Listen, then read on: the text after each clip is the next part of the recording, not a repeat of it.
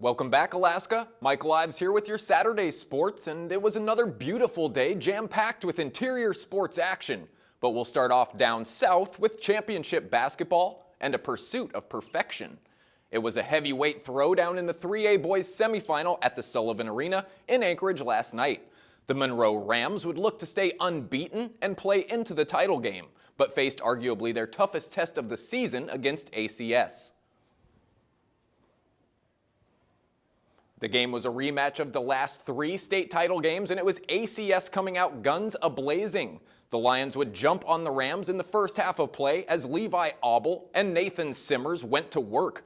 With shots falling and Monroe struggling a bit out of the gate, the ACS Lions would run out to a 22-18 halftime lead on the top-ranked team in the land. However, the second half would be clean Monroe basketball as Scooter Bynum heated up and sank some big three-pointers to give Monroe a lead. Then junior guard Jalen McCullough takes over. Using his small stature as a weapon, he wheels and deals his way to steals and drives to the rim that help Monroe take control. McCullough would finish with a game-high 18 points. Scooter Bynum chips in with 13 and 6 rebounds. With Monroe up a handful and only minutes remaining, the Lions would make one last final push, but it falls short. A clutch drive and finish around the big man by senior Tyler Wells closes the book, and the Rams move on with a 56-50 victory. They are now 27-0 on the year and have won 47 straight dating back to last season. Monroe will face Grace Christian today with a chance to claim their 3rd straight 3A state title. The Monroe fellas tell us about the tough semifinal and their mindset heading into the championship tilt. Just to keep fighting, and we knew we were a good team, and we knew if we keep it up and keep the intensity up, and we can come back and win this thing. In the beginning, we came out a little. I don't want to say nervous. Like we came out a little timid. We played down. It felt like we were playing down, and at halftime we just went in the locker room. We're like, "Come on, boys!" And we brought it together, and we fought hard, and I knew once we brought it to that 10-point lane, we were playing Monroe basketball, and we were doing what we do. So I thought we had it at that point. You know, it's a faceless opponent. You know, it doesn't matter who we're playing. You know, we're playing ACS in the semifinals. You know, we don't care who we're playing. We're gonna bring it. In 4A play, the Lady Wolfpack took on the #1 ranked Kodiak Bears in a girls semifinal matchup.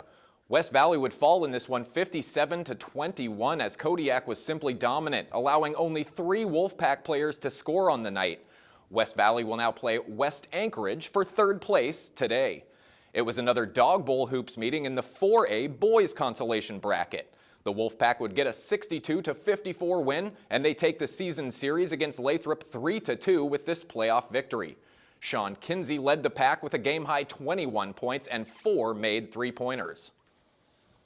Well, it was day 2 of the Open North American Dog Mushing, and what a gorgeous day to hit the trails. With 18 teams competing, it was defending champion Arlie Reynolds holding a lead after the first day of racing. His team completed the 19.3-mile heat in a time of 63 minutes and 37 seconds. That was good for a minute-and-a-half lead on the second-place team of Mark Hartum after that first heat. Tanana musher John Earhart holds 3rd and is just under 3 minutes off of Reynolds' pace. Today's heat was also a 19.3-mile trek, but tomorrow's final will be a 27.6-mile run for all the marbles. The Fairbanks Ice Dogs are down to the final 2 weekends of their regular season, and this weekend they're down in Soldotna squaring off with the Kenai River Brown Bears. Game 1 was a battle as Fairbanks took an early lead on a first-period Todd Burgess goal. The Brown Bears would then tally back-to-back goals from Albin Carlson and Vincent Steffen to take a 2-1 lead. Then late in the second period, Doug Rose gets his 7th goal of the season and brings the Dogs even. A scoreless third leads to a shootout, and it was Victor Lilligren getting the decider, and the Ice Dogs claim a 3-2 shootout win on the road. Great news for the Dogs. This win locks up home ice for their run through the playoffs and secures the best record in the entire NAHL this season. Game 2 is tonight before the Ice Dogs return home for their final regular season finale next weekend. Now, Saturday was the final day of competition in the 2014 Arctic Winter Games, and the games close officially with tonight's closing ceremonies at the Carlson Center. Today, more medals were awarded as Team Alaska would take the Gold Ulu in male bantam hockey, beating Alberta North by a score of 5-1, and in male midgets with a 5-4 overtime win. The Team Alaska ladies also took the Goldulu in hockey with a 1-0 win over Alberta North last night. That's an Alaska hockey sweep, folks. Team Alaska also took Goldulus in ladies basketball with a 73-49 win over Northwest Territories this morning.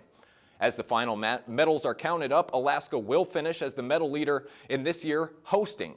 The 9 contingents and over 2,000 athletes will now head back to their home regions with experience and memories to last a lifetime.